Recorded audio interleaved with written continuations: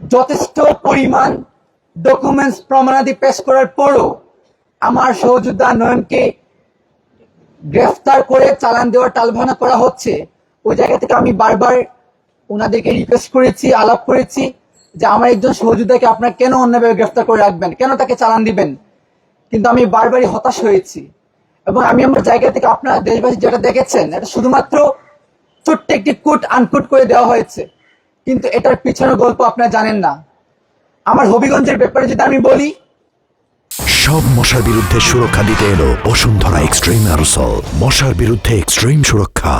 বানিয়াচংয়ে যখন সারা বাংলাদেশ 5ই অগস্ট সারা বাংলাদেশ তখন বিজয় মিছিল উন্মুক্ত, কিন্তু ঠিক একই সময়ে আমার হবিগঞ্জের বানিয়াচংয়ের উপজেলায় একদিনে এক নাগাড়ে 9 জনকে গণহত্যা করা হয়েছিল।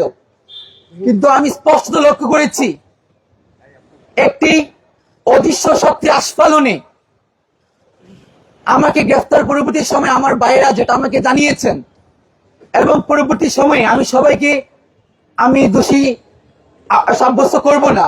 মিডিয়ার অনেক ভাইয়েরা, অনেক কলামিস্ট ভাইয়েরা সারা দেশের সবাই বেশিরভাগ আমাদের পাশে দাঁড়িয়েছিলেন, বাট কতিপয় কিছু ভাইয়েরা আমাদের বিরুদ্ধে দাঁড়িয়েছিলেন। তারা আমি দেখেছি যে আমাদেরকে এই সন্তোষের বিষয়টাকে সামনে এনে সন্তোষের প্রতি মায়া কান্না করে আমাদের যে এত এত ভাইকে গণহত্যা করা হয়েছে, বানিয়াচংয়ে যে আমার 12 বছরের ছোট্ট শিশু হাসানকে গণহত্যা করা হয়েছে ব্রাশ ফায়ারের মাধ্যমে, এটাকে বৈধতা দেওয়ার চেষ্টা করেছেন। আমরা এখান থেকে তার নিন্দা জানাচ্ছি।